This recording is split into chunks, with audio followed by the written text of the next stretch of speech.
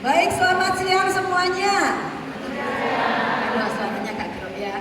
Selamat siang Bapak Ibu sekalian. Ada yang belum pernah sama sekali ketemu saya di sini? Belas gitu. Ada yang belas. Baru kali ini. Oke, baik. Saya senang ketemu orang baru ya. Orang lama saya juga senang kok ya. Ada Tante Sani juga loh, luar biasa ikut sini ya. Baik, tadi sudah diperkenalkan, nama saya Teresia Evi Kristina. Tadi kalau saya ke sekolah evangelisasi pribadi maksudnya ya, wakil kepala sekolah. Saya bertugas sebagai wakil kepala sekolah evangelisasi pribadi Keuskupan Agung Semarang untuk DIY. Kemudian saya ibu dari 2 orang anak. Siapa di sini yang anaknya 2? Ya, saya. Kok Anda kok suaranya pelan? Saya gitu ya. Yang semangat. Sebentar ya, Anda kok lihat saya tegang banget tau? Saya itu ya, gini loh, hari ini tuh sudah spesial, saya tuh pakai baju yang tidak terlalu resmi supaya Anda nggak takut gitu loh ya. Sudah pakai bajunya santai-santai, Anda tuh ngeliatin saya, gitu ya. Gini, kita mau yang santai aja, jadi tos sama sebelahnya bilang santai kok, gitu loh ya, bilang sama sebelahnya, tos sama sebelahnya, tos sama sebelahnya, jangan sama saya ya. Baik, ya Bapak Ibu yang terkasih, anak saya 2, cowok semua. Siapa yang anaknya cowok semua di sini? Ya cowok semua. Jadi anak saya ikut kumpul-kumpul itu tadi loh, yang anak-anak PD Kids itu loh ya. Anak saya 2 cowok semua, umur 7 dan 4 tahun. 7 tahun dan 4 tahun. Atau yang belum pernah ketemu juga, wih, anaknya 7 tahun dan 4 tahun. Dulu ini ketoknya kalau piye gitu loh ya kan. Ini saya bergerak-gerak biarin aja ya, biarlah dia tuh ngerekam apa aja di situ, enggak usah gitu ya. Jadi saya dimanapun saya memperkenalkan diri, kalau saya sebut umurnya anak saya, orang itu melihat dengan penuh tanda tanya dan tanda seru. Terutama ibu-ibu ini ngitungnya soalnya bukan ngitungnya ya. Jadi kecerdasan menilai umur itu tepat, gitu ya. Ya kan? Nah, kalau bapak-bapak tuh mesti nanti masih ini kok pada ketawa ibu-ibu atau pada gimana gitu. Jadi mungkin Anda lihat kok anaknya masih kecil-kecil gitu ya, 7 tahun dan 4 tahun. Dengan kata lain, mbok wis tuwa kok anaknya masih cilik gitu loh. Mungkin ibunya sudah berumur kok anaknya masih kecil-kecil. Ya memang. Coba di sini anaknya yang paling besar siapa yang anaknya paling besar apa ya? SMA. Anaknya SMA ada 1. Wah, kamu tuh malah ya ampun yang tidak perhitungkan ya. Ternyata malah ya. Yang lainnya anaknya apa SD? SMP. Ya, jadi anak saya tuh SD kelas 1 sama playgroup. Jadi kalau gitu tuh sebetulnya pengalaman saya jadi orang tua tuh lebih sedikit dari Anda. Ya toh? Ya, jadi memang Tuhan itu memberikan saya anak di usia yang tidak lagi muda ya. Coba tak kasih tebakan, saya umurnya berapa? Yang sudah tahu jangan diem ya, gitu ya. Ya, coba umurnya berapa? 17. Alhamdulillah ya Allah gitu ya. Anda itu tidak berani nebak apa gimana gitu ya. Tidak apa-apa kok nebak. Takut kalau ketuaan tersinggung, nggak apa-apa, sudah biasa ya. Ya sudah biasa. 40, 46, aduh ya 46. Ya tak simpen 46 ya. Terus 40, 46 ada lagi. 35. Antara saya senang atau terharu gitu ya. Ya terima kasih. Ya sudah. Baik. Jadi saya 50 ya. Anaknya 7 tahun dan 4 tahun. Kenapa? Gue sesuk tak ceritain Anda itu penyembuhan luka batin. Kalau sekarang saya tidak cerita ya. Tapi memang Tuhan itu punya waktunya ya toh. Jadi siapa yang umurnya sama dengan saya di sini? 50. Tidak ada. Ada di atasnya atau di bawahnya?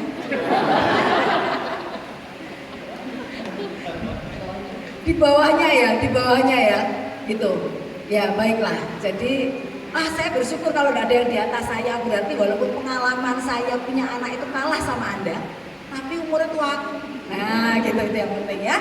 Pengalamannya lebih banyak. Tapi saya senang sekali hari ini ketemu Anda semua Bapak Ibu sekalian, karena kayaknya baru kali ini ya ada seminar parenting ya. Siapa yang sering ikut seminar parenting di sini? Ini wajah-wajah yang sering ikut seminar parenting ini pasti ya. Sering ikut? Sering ikut nggak? Saya yang enggak sih, gitu ya. Saya juga enggak. Maka apa ya? Hari ini kita itu lebih banyak mau sharing, ya, lebih banyak mau sharing. Baik, menghadirkan Yesus dalam keluarga. Nah, ini yang di sini Katolik semua bukan? Ada yang ini Kristiani. Saya ngomongnya Kristiani. Jadi kalau Kristen Katolik saya anggap Kristiani ya. Ada yang tidak Kristiani? Kamu apa? Oh ya, saya lupa ya, gitu ya. Baik, jadi supaya ini sangat spesifik, menghadirkan Yesus di dalam keluarga. Saya mau tanya di sini siapa yang anaknya satu? Satu. Wah, cukup banyak ya. Cukup banyak anaknya satu. Ya. Kenapa cuma satu? Kenapa cuma satu tuh? Dikasihnya satu atau memang pengennya satu? Belum ada rencana untuk nambah. Oh, memang belum ada rencana untuk nambah. Satu sekarang kelas berapa?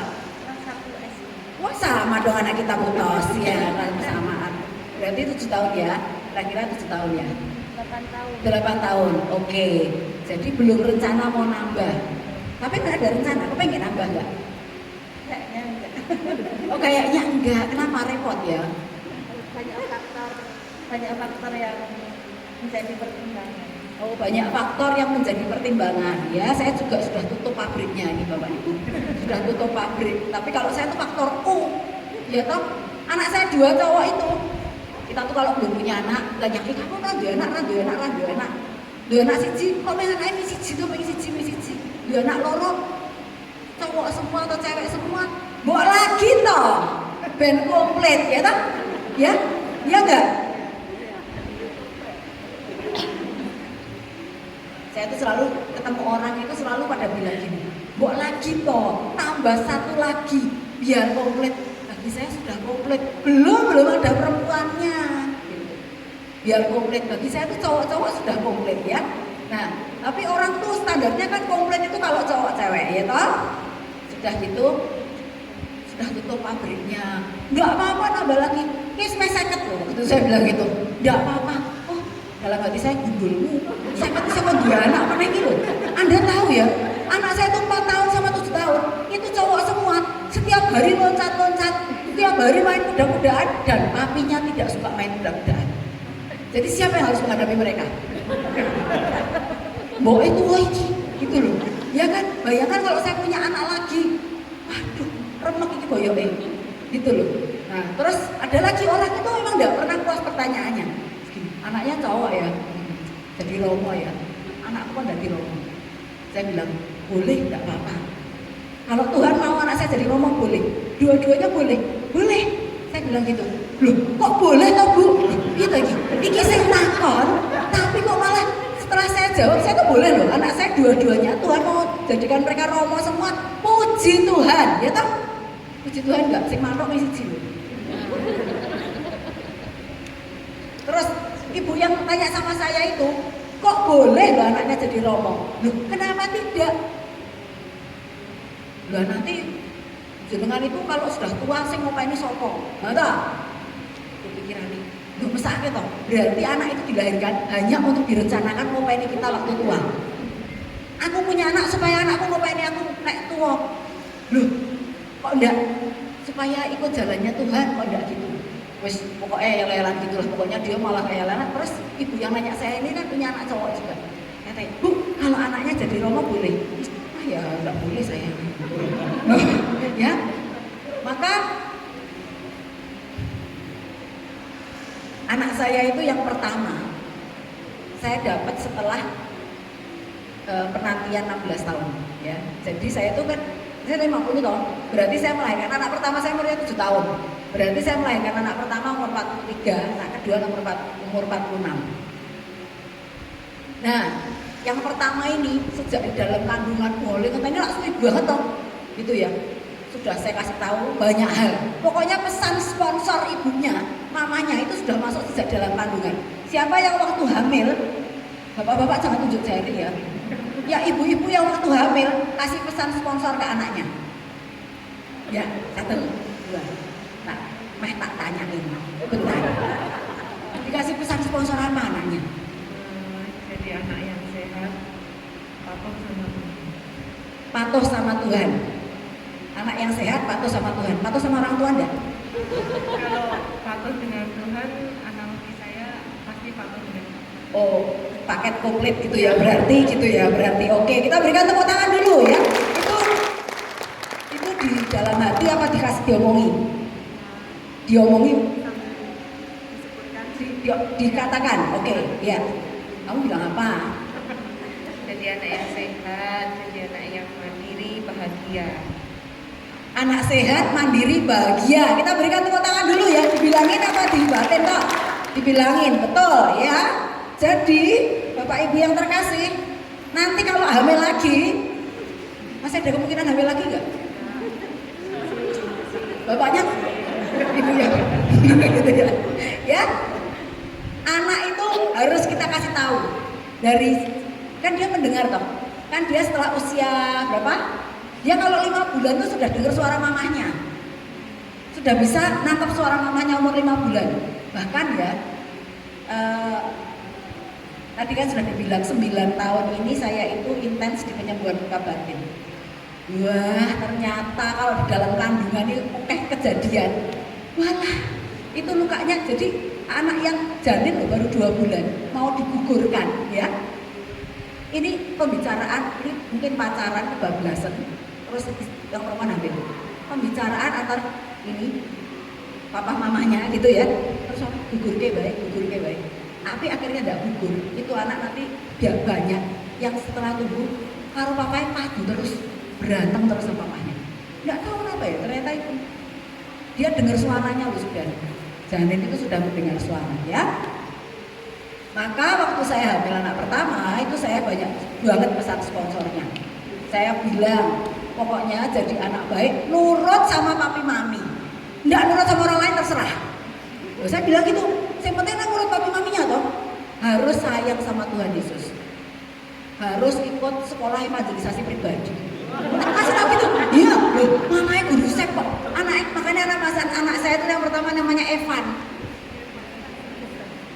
Evangelisasi, wah ya toh. Itu saya kasih tahu loh, nanti ikut sep ya, kamu harus ikut sep loh ya, gitu, ikut sekolah evangelisasi pribadi. Dan akibatnya apa? Sejak umur 1,5 tahun dia itu suka menirukan Tuhan Yesus. Bisa tiba-tiba saya baru 1,5 tahun, umur 2 tahun gitu, saya baru di rumah, baru duduk, tiba-tiba dia jatuh di depan saya, gitu. Yesus jatuh ketiga kalinya. Itu yang ikut episode saya di Facebook tahu, anakku yang udah ngono kuwi gitu. Tiba-tiba jatuh gitu, Yesus jatuh ketiga kalinya. Saya baru kerja, saya ditarik.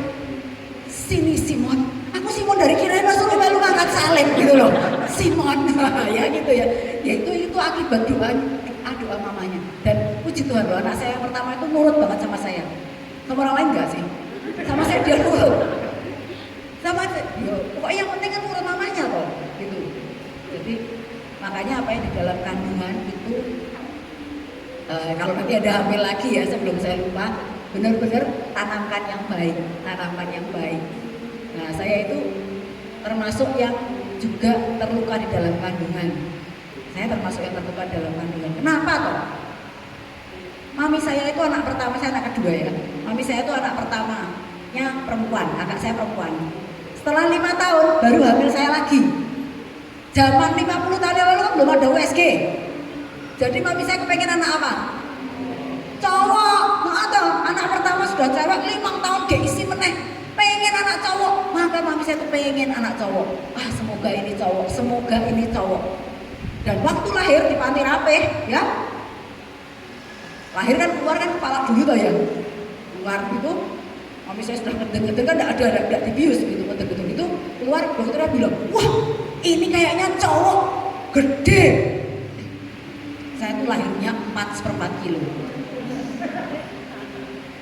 Wah mami saya seneng banget dong, wah ini cowok ini. Setelah keluar semua, ternyata cewek. Mami saya dokter bilang, oh cewek, perempuan ternyata. Mami saya tuh cuman bilang, waduh kok wedok meneh gitu, cuman itu loh, stop. Setelah itu saya dibesarkan dengan cinta loh Bapak Ibu. Tapi akibatnya apa? Hormon saya itu, hormon perempuannya rendah, hormon prianya tinggi. Iya jajar. Makanya waktu kecil saya itu orang enggak nangisan. Saya senang main boneka gitu ya, tapi saya tuh nggak nangisan. Jadi misalnya kalau SD itu diganggu sama temen cowok, ditempeli itu loh permen karet, rambutnya tempeli permen karet. Cowok-cowok itu kan nakal ya, kecuali cowok-cowok yang di sini. Nah, di sana di luar sana tuh nakal-nakal, tempeli permen karet. Kalau teman-teman saya cewek nangis, oh, saya tidak. Saya kejar mereka sampai ke ujung bumi, tak kejar, tak gebuk, kamu harus sampai minta maaf baru tak lepaskan. Kalau udah tak kengkiling sini. Wah, iya tuh aku, ya. Itu. Tapi akibatnya juga apa? Karena hormon perempuan saya itu rendah. Sel telurnya nggak bisa matang, nggak bisa punya anak, nggak bisa hamil. Ibu-ibu yang subur-subur di sini tuh, kalau sel telur matang itu kan jadi gede ya sel telurnya. Sel telur saya tuh bungkek cilik terus. Karena kurang hormon. Nah makanya waktu kalau ada hamil, jangan terlalu kepengen anak laki gitu ya. Nanti kalau lahirnya perempuan jadi hormonnya nggak seimbang. Terlalu pengen anak perempuan, lahirnya laki nanti agak melambai anaknya. Maka kalau ada, mohon maaf ya, anak cewek terlalu tomboy, anak cowok melambai, ini salah perempuan. Salah di kehamilan pasti. Bukan salah anaknya loh, bukan salah anaknya ya. Maka kita hari ini, saya kalau suruh bicara itu tentang luka-luka yang bisa terjadi di dalam kandungan, kita pulangnya besok. Jadi yang ini cukup. Maka kita akan kembali ke sini menghadirkan Yesus dalam keluarga. Kita minta Tuhan memberi kita buah hati, ya, betul? Saya mau tanya siapa di sini yang menunggu lama untuk sampai punya anak? Menunggu, wes. Ini kurang spesifik sih waktunya ya. Menunggu lebih dari 3 tahun untuk sampai punya anak. Lebih dari 3 tahun. Maksudnya bukan sengaja dibatasi ya, maksudnya sengaja memang nggak dibatasi, tapi setelah lebih dari 3 tahun baru punya anak. Siapa? Ya, ini yang paling belakang tapi mesra banget, tak tanya. Coba lihat ini, Pak, mesra sekali. Berapa tahun baru punya anak? 6 tahun. Sekarang anaknya berapa? 2. Umur berapa? 6 sama 5, hampir sama anak saya ya, 6 sama 5. Menunggu 6 tahun, ada yang lebih lama dari 6 tahun? Ada? Ya mungkin cuma saya ya berarti ya. Ya 16 tahun. Sampai dapat anak pertama gitu maksudnya ya. Sampai dapat anak pertama itu 16 tahun. Baik, ya. Jadi Tuhan, kita minta pada Tuhan kasih anak, ya toh? Kasih anak sebetulnya itu kadang-kadang mungkin kita belum siap, tapi takut omongan orang. Sudah nikah kok belum punya anak, nah gitu ya. Tapi apapun itu kita minta pada Tuhan untuk dikasih anak. Saya juga sampai pada titik di mana akhirnya saya bilang Tuhan terserah deh, terserah. Mau dikasih boleh, nggak dikasih aku minta. Ya, itu namanya rai gedek di hadapan Tuhan, nggak apa-apa. Kalau boleh dikasih, karena saya percaya Tuhan itu kalau ngasih pasti yang terbaik ya. Kalau Tuhan kasih pasti itu baik. Kalau Tuhan tidak kasih itu juga baik. Karena sebelumnya sudah banyak kegagalan, saya nggak berhasil terus gitu ya, nggak berhasil terus. Sampai akhirnya saya juga mengatakan Tuhan, kalau boleh aku minta, kalau boleh loh. Kalau itu baik bagiku punya anak, aku minta. Tapi kalau itu tidak baik bagiku, aku maksudnya oke loh Tuhan, nggak punya anak itu oke. Jadi nggak punya anak itu bukan the end of the world, ya kan? Tidak punya anak itu bukan the end of the world, gitu. Nah, kita minta Tuhan memberi kita buah hati. Ingat Anda saat ia hadir di dunia ini? Ya, siapa yang lahirannya normal? Melahirkan normal. Wah, luar biasa. Saya itu selalu salut dengan yang melahirkan normal ya. Kita berikan tepuk tangan dulu. Ini sih tepuk tangan bapak-bapak aja, boleh. Ibu-ibu nggak usah. Siapa yang melahirkan normal? Ya, bapak-bapak tepuk tangan. Siapa yang melahirkan sesar? Kita berikan tepuk tangan juga bapak-bapak. Ya, bapak-bapak tugasnya hari ini tepuk tangan saja ya. Nah, ingat ya rasanya ya. Saya juga mengalami itu. Wah, luar biasa banget. Punya anak itu luar biasa sekali. Dan saya bersyukur karena Tuhan memberikan saya kehamilan yang mudah. Kehamilan yang mudah meskipun kayak deg-degan sini-sini gitu ya. Kehamilan pertama dokternya itu bilang karena hamilnya di atas 40 maka kemungkinan besar Anda kena diabetes. Hipertensi dan diabetes mamanya. Waduh, saya kira tidak punya hipertensi, tidak punya diabetes. Dan itu akan membayangi perjalananmu sepanjang hamil terus gitu. Waduh, tapi lolos, dari situ lolos ya. Anak kedua kehamilan 5 minggu, dokternya bilang ini volume cairan otaknya terlalu tinggi untuk janin 5 minggu. Ini kalau nanti sampai usia 20 minggu, 5 bulan itu berarti ya, cairan otaknya itu misalnya maksimal 0,30 misalnya gitu. Kalau lebih dari 0,30 maka positif Down syndrome, pasti cacat. Karena usia ibunya, lah saya hamil kan 45 mau 46 ya, melahirkan 46 kok. Dokternya bilang gitu, aduh saya itu perjalanan masih panjang. Udah gitu periksa lagi 2 minggu, dokternya bilang, wah ini sudah 0,29 baru usia kandungan 7 minggu. Terus dokternya bilang, oh maaf salah 0,19, aduh marahnya deg-degan kok. Waktu itu saya pulang dan dokternya bilang ini kenaikannya sangat cukup tinggi janin ini. Jadi ya ibu siap-siap saja. Siap-siap aja karena menuju 20 minggu masih lama. Dan ini otak volume cairan otak itu akan nambah terus. Kawan saya itu waktu itu saya itu pemberi retret, pembicara, pewarta firman, pengajar. Dalam perjalanan pulang dari rumah sakit saya nangis. Saya nangis, saya sedih, saya takut loh anak saya cacat. Gitu. Tapi di perjalanan itu saya lihat suami saya itu nyanyi toh malah nyetir orang khawatir malah nyanyi. Mana suami saya? Oh bisa nyanyi di situ nanti. Tidak mau ikut asrum, melu seminar parenting, pasah. Katanya, kowe tos kayak gitu ya. Jadi saya lihat dia tuh nyetir dengan santai, malah nyanyi. Nyanyinya waktu itu dia nyanyi apa? Saya ingat lagunya. Waktu Tuhan pasti, walau kadang Kak Keket, tak mau nyanyi bisa nggak Kak? Gitu ya. Bisa ya lagunya ya? Bisa ya? Bisa ya? Kita nyanyi dulu ya.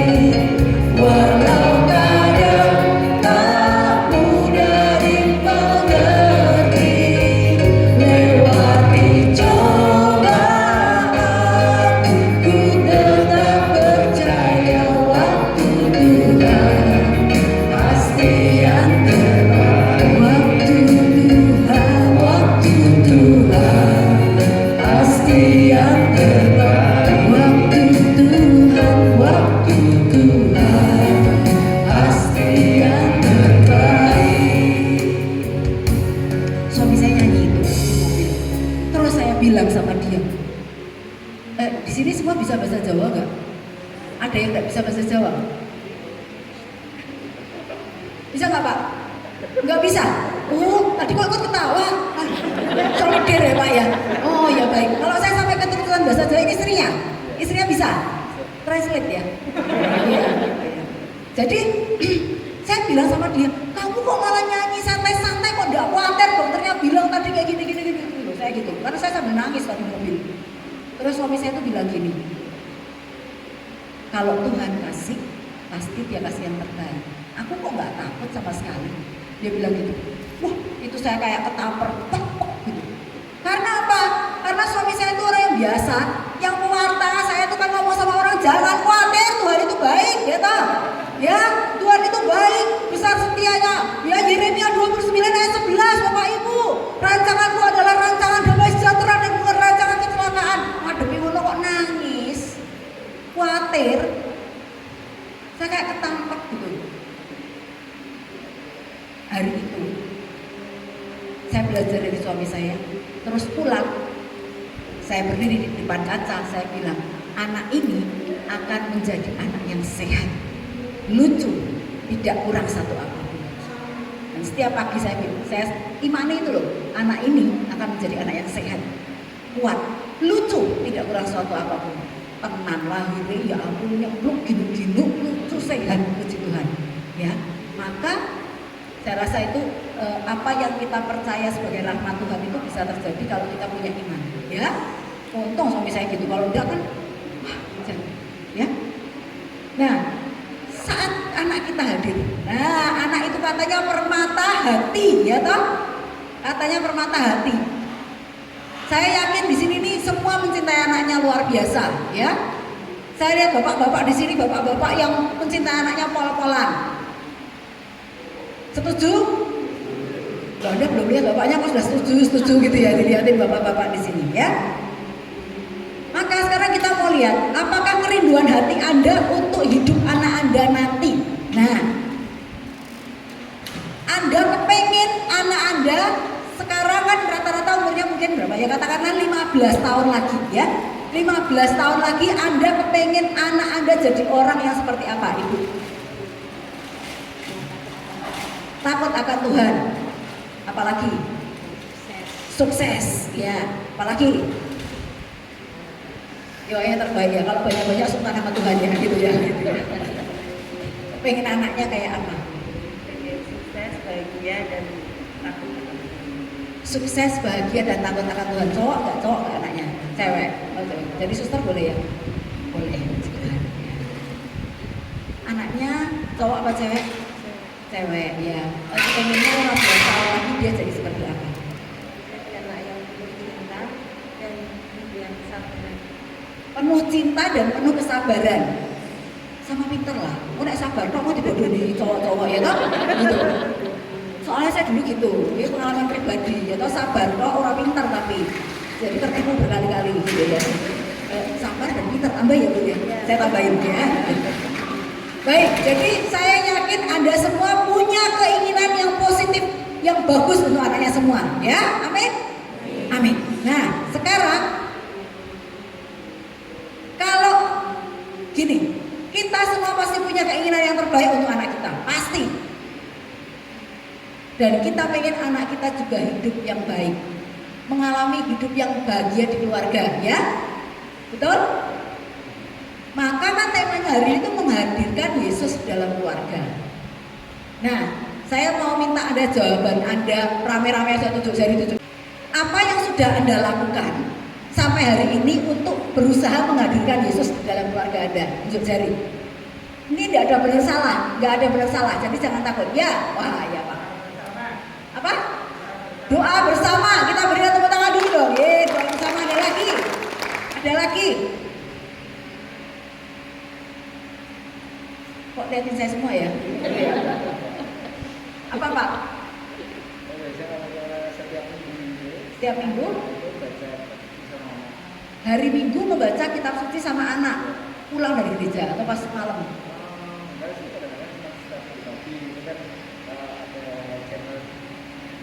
masih setiap minggu pagi kan kadang-kadang ada channel Alkitab gitu kan, itu kita ajak nonton bersama, terus biasa itu berasal dari kitab suci mana dan bahasanya. Wah, keren ya, keren. Kita berikan tepuk tangan ya. Keren, soalnya kalau orang Katolik itu punya kitab suci toh, Abi? Punya ya? Kitab sucinya bersih apa kotor? Kalau bersih berarti Katolik tenan. Pos sama sebelahnya yang kitab sucinya bersih ya, berarti Katolik banget. Maka saya seneng ya kalau ada bapak-bapak, papa-papa itu mengajak anaknya baca kitab suci. Puji Tuhan ya. Ada lagi di sekolah minggu kan, gitu ya. Ya itu juga termasuk loh. Kita berikan tepuk tangan, jawabannya juga sekolah minggu kan. Kadang ada orang tua yang bahkan sekolah minggu ke anaknya enggak. Ya.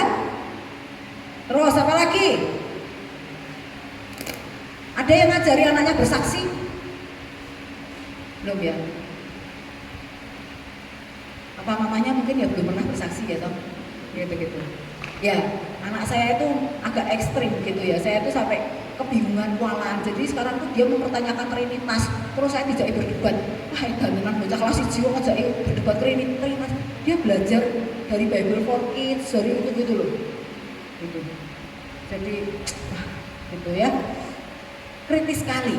Nah, apa yang telah kulakukan untuk menghadirkan Yesus di dalam keluarga tadi di sekolah minggu ya toh? Baca kitab suci ya. Padahal itu kan ada lagunya ya.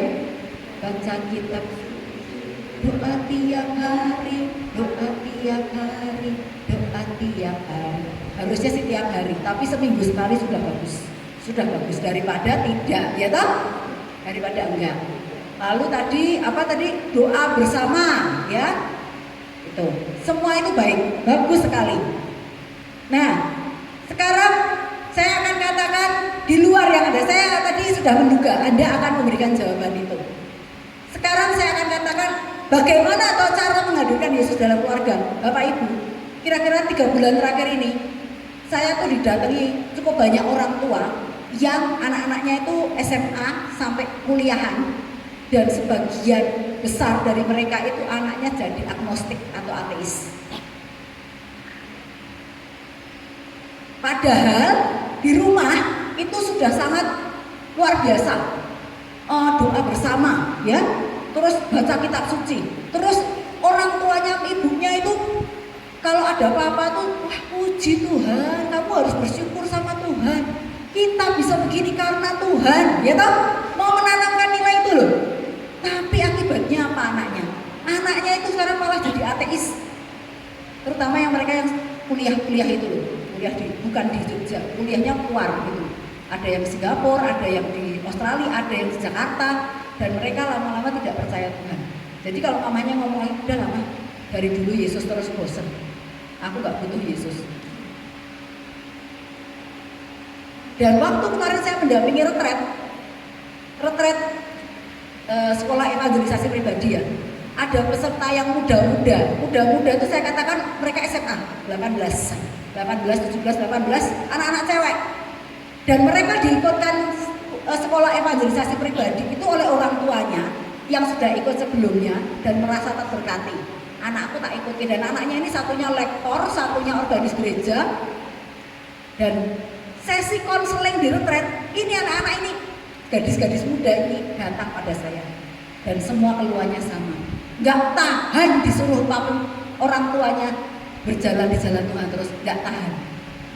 Jadi orang tuanya tuh push mereka harus melayani di gereja, dari kecil harus jadi misdinar, jadi lektor. Saya tahu orang tuanya takut anaknya, ya kan, maka harus jadi misdinar. Setelah jadi misdinar kan sudah agak gede sedikit, disuruh harus jadi lektor, harus melayani di gereja, jangan jauh dari gereja. Dan apa? Dua-duanya ini satunya cantik luar biasa, cantik banget. Dia bilang, saya organis di gereja, saya pemazmur. Tapi malam saya pulang, kalau dari saya pergi dengan teman-teman hangout, dia minum, dia mabuk. Dia bilang, saya capek tante, capek disuruh hidup dalam gitu loh, ngerti ya? Ngerti ya? Kalau kita sebagai orang tua kan kepengen anaknya itu on the track, bener gak? Tapi kadang karena tidak tahu caranya, pokoknya dicemplungin di gereja, dimasukkan di kegiatan gereja, pasti mereka itu aman, pasti mereka aman. Padahal pemberontakan terjadi di situ. Yang satunya, yang lektor itu sekarang belajar merokok dengan teman-temannya, mau berontak. Nah, jadi apakah orang tuanya itu kurang menghadirkan Yesus, gitu loh. Nah, tapi sekarang saya setelah itu saya jadi belajar melihat. Ternyata menghadirkan Yesus itu tidak cukup hanya seperti itu tadi, ya. Bahkan membawa anak-anak ke suruh tugas jadi petugas di gereja, gitu loh. Orang tua tuh suka cita kalau lihat anaknya jadi Miss Dinar, betul nggak? Saya juga membayangkan, saya juga pengen anak saya jadi Miss Dinar nanti. Saya membayangkan saya lihat anak saya melayani, wah itu senang. Tapi hari-hari ini saya belajar bahwa kalau kita terlalu memaksakan itu, mereka berontak dalam hati dan itu lebih bahaya. Kalau sudah berontak lebih bahaya. Diarahkan boleh, tapi tetap harus ada hal lain. Nah, bagaimana menghadirkan Yesus? Yang pertama, orang tua yang sehat. Nah, ini kunci pertama dari itu. Saya terus ngorek ini dua anak perempuan ini, background orang tuanya, ya. Yang satunya orang tuanya single parent, mamah tok, dan mamanya ini sudah 2 kali menikah bercerai, ya, single parent. Oke, mamanya juga pemasmur di gereja. Oke, sudah saya duga. Yang satu yang tadi belajar mampu-mampuan itu, yang saya bilang tinggi cantik yang luar biasa, mamahnya dan papahnya bercerai, ya, dia tinggal sama papahnya, gitu. Dan papahnya kerja terus. Jadi gini, sekarang saya melihat untuk membawa anak kita ke jalan yang benar, untuk membimbing mereka, untuk menghadirkan Yesus. Benar sekali katanya Kak Edi tadi, yang ditanamkan di rumah itu yang akan jadi benteng ketika nanti mereka besar, ya. Yang dirasakan di rumah, kan kita tuh nggak tahu ya Bapak Ibu, pergaulan sekarang itu ganasnya luar biasa, betul nggak? Ya. Nah, anak saya itu baru kelas 1 SD loh, dan dia itu polos banget, duit merah ngerti. Sekarang pulang sekolah sudah punya pacar kok. Kelas 1 SD, aku sudah punya girlfriend mami. Best friend, no girlfriend. Namanya ini, I will marry her someday. Kelas 1 SD, karena semua temennya begitu. Cilok aku, anak kelas 1 SD. Terus tak tanyain toh, saya kan gak bilang, jangan, kamu masih kecil, gak boleh pacaran, saya gak gitu. Saya bilang, oke. Jadi nanti kalau kamu sudah menikah, sudah besar, terus mami ngerawat mami ya, saya bilang gitu. Oh no mami, you should take care of yourself. Saya suruh merawat diri sendiri. Kenapa? I'm busy taking care of my kids. Dia bilang gitu. Dia aku kan repot sekali ngurusin anak-anaknya. Mami take care of them. Nanti biar adik yang ngurusin mami. Aku sibuk mami, anakku banyak nanti. Itu loh. Wah, itu kelas 1 SD. Saya bilang, kenapa kamu bisa jadi punya pacar? Kamu tahu nggak punya pacar? Girlfriend mami. Girlfriend that we will marry someday. Dia bilang gitu. Terus saya bilang, kok kamu bisa punya pacar gimana? Teman-temanku yang ngajarin. Kelas 1 SD. Alah. Loh, maka ya berarti rem pertama itu harus keluarga. Rem pertama. Karena kita bisa ajari anak kita yang baik-baik, tapi anak di luar belum tentu, ya kan? Anak di luar itu belum tentu, gitu loh. Maka yang bisa ngerem mereka adalah kita di rumah. Anak saya pergi main ke sebelah. Rumah saya itu kan dekat kampung ya, sebelahnya itu gang kampung. Anak saya pergi main ke sebelah. Karena anak kampung itu kan keluar rame-rame terus gini loh. Anak saya jalan terus mereka bilang gini, Evan di belakangmu ada apa? Hi gitu. Mau nakut-nakutin ada setan gitu loh. Terus anak saya cuma gini, wah ada apa? Ada setan. Mereka lari. Anak saya enggak lari. Dia lari tapi temannya lari ke sana, dia lari pulang ke saya dan laporan, "Mami, tadi pada teriak-teriak katanya belakang Evan ada setan. Oh, terus kamu, apa Evan tidak takut? Kan aku punya guardian angel, ada Tuhan Yesus. Nah, jadi itu kan yang membentengi dia ya, membentengi dia. Maka Bapak Ibu, kenapa kita perlu menghadirkan orang tua yang sehat? Kita perlu jadi orang tua yang sehat, karena orang tua yang sehat akan membawa anak-anak menjadi sehat juga. Saya melihat begitu banyak orang tua yang sakit dalam tanda petik, sakit yang tidak kelihatan gitu ya, tapi mereka banyak luka. Makanya tuh saya tuh kemanapun saya diutus loh, di Jogja maupun di luar Jogja, di Jawa maupun di luar Jawa, saya itu selalu bilang kalau ketemu orang Katolik yang wajahnya di Prapaskah terus, ya wajahnya Prapaskah terus, saya selalu bilang ikut ke penyembuhan luka batin, ikut, apalagi kalau tahu dia tuh parents, dia orang tua, ikut supaya apa? Kelihatan, karena terlalu sering ngurusi orang-orang terluka. Saya melihat, aduh, ini wong terluka banget, ini jadi wong tua juga piye gitu loh ya. Karena apa? Kalau kita terluka, kita tuh punya kecenderungan meneruskan luka ke anak kita tanpa sadar loh kadang, ya, tanpa sadar. Jadi waktu saya cerita gini, teman saya bilang, jadi gini, kalau orang misalnya kecil suka dipukul ayah, bapak orang tuanya, dia jadi punya kecenderungan suka mukul anak, gitu, ya, gitu. Kalau suka sering dimaki, gitu, sama. Nah terus teman saya bilang gini, aku sudah sembuh loh Evi, oke.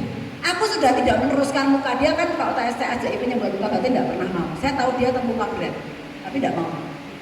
Engkau tidak dikira orang stres. Hah?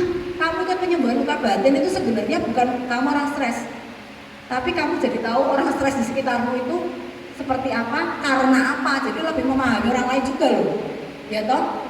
Terus dia bilang, saya enggak, aku enggak, aku tuh sudah sembuh. Aku dulu sering kali dipukuli sama mamaku.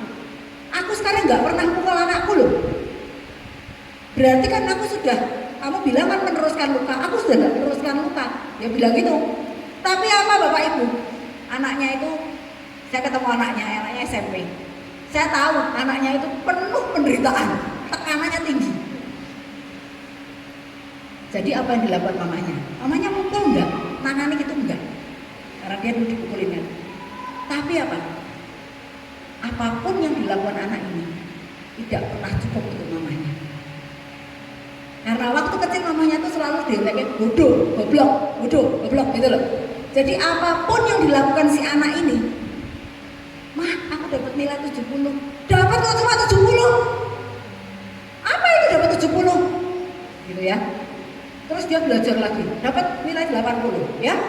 Dapat nilai 80, mamanya masih bilang, "Apa 80?" Dapat kok 80, 100 gitu. Anaknya tuh berusaha lagi. Mama malu kalau kamu dapatnya cuma 80. Lalu dapat lagi 90 anaknya. Mah aku dapat 90, belum 100.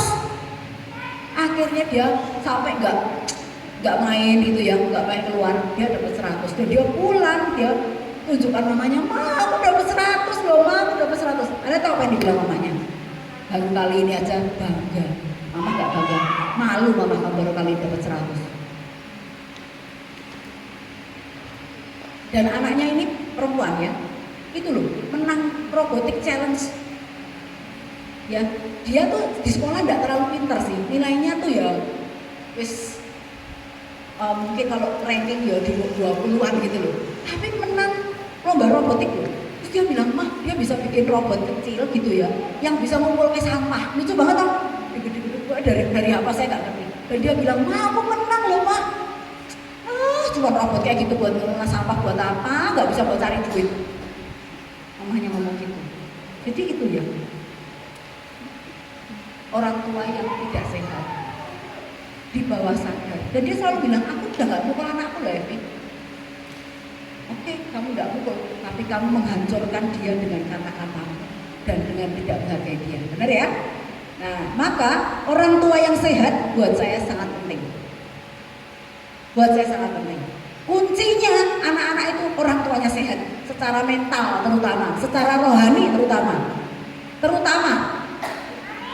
Karena orang tua yang tidak sehat, selain kalau jadi pasangan ini susah, ya.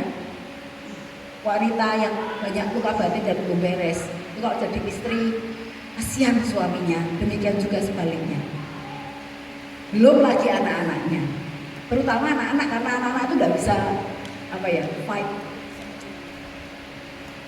Saya itu menemui beberapa kasus di penyembuhan luka batin yang bikin saya itu sedihnya luar biasa ya. Jadi saya cerita sedikit. Sampai ada satu anak, ini kejadiannya 9 tahun yang lalu waktu pertama kali seminar penyembuhan luka batin, seminar jadi nggak nginep ya, diadakan di Jogja. Dan ada satu peserta yang kiriman dari Kuskupanang Semarang. Nah ini dari Kuskupanang Semarang telepon saya, Evi, aku titip satu orang ya. Ya, seorang ibu ya dari Batam. Ya. Ini orang kaya loh. Oke. Pengusaha besar loh. Oke. Itu berkali-kali telepon. Ini orang tua, dia akan ikut. Ibu ini khusus dari Batam terbang ke Jogja untuk ikut seminar penyembuhan luka batin. Khusus. Karena apa? Karena anaknya, dia pengusaha besar. Anaknya itu kan disekolahkan, diasramakan di sebuah kota di Jawa Tengah. Dia punya anak 2, yang satu perempuan, sudah kuliah dan cantik sekali dan pinter sekali. Lalu adiknya itu SMP dan mohon maaf dari SD itu tidak naik terus, kurang akademisnya kurang gitu loh. Jadi sering nggak naik dan mohon maaf wajahnya itu menurut mamanya jelek. Jadi mamanya bilang anak ini bikin malu, tak buang ke Jawa, diasramakan di sekolah Katolik yang berasrama, disekolahkan di situ. Kan pulangnya setahun cuma sekali pas Natal atau pas liburan sekolah setahun 2 kali. Jadi anak cowok ya, dia dibedakan. Nah suatu hari ini SMP kelas 2 nih anak ini, SMP kelas 2, dia di sekolahnya ada seminar potret penyembuhan luka batin di sekolahnya, dan yang ikut kan anak-anak kelas 2 dan 3 ya, ikut. Itu kan anak-anak remaja tuh ya.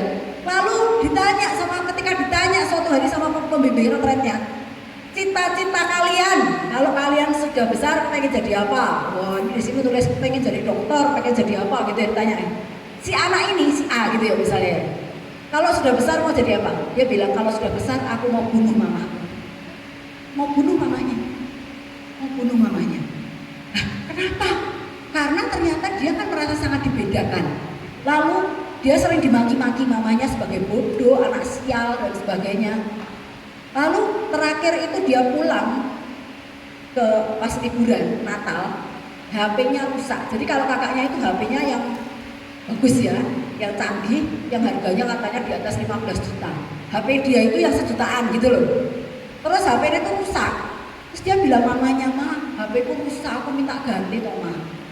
Mamanya bilang, "Enggak usah, rusak ya biar rusak aja. Nanti tahun depan aja baru ganti." Anak muda kan ya piye ya gitu gimana gitu. Akhirnya dia kan minta terus ya. Kita maklum loh. Anak kita tuh kalau kepengen kan minta terus ya. Akhirnya mamanya marah. Lalu apa yang dilakukan mamanya? Kan orang kaya ya. Di rumahnya ada patung Bunda Maria. Gedenya hampir 2 meter. Dan mamanya ambil patung itu keprok ya anaknya sampai remek patungnya. Hanya karena dia minta HP. Dendam luar biasa. Sekarang aku masih kecil. Aku belum bisa berbuat sesuatu. Tapi nanti kalau aku besar, tak habisi kamu. Ngeri banget nih. Puji Tuhan, mamanya mau ikut penyembuhan luka batin. Karena kalau anak sampai begitu, itu asalnya dari orang tua pasti. Orang tuanya yang nggak sehat, gitu loh. Puji Tuhan. Akhirnya mamanya ikut dan panitia itu surprise bahwa anaknya pada saat rekonsiliasi dibawa dari kota lain itu bawa ke Jogja dipertemukan, dan puji Tuhan mamanya itu sampai cium kaki anaknya minta ampun. Hari ini mereka happy family.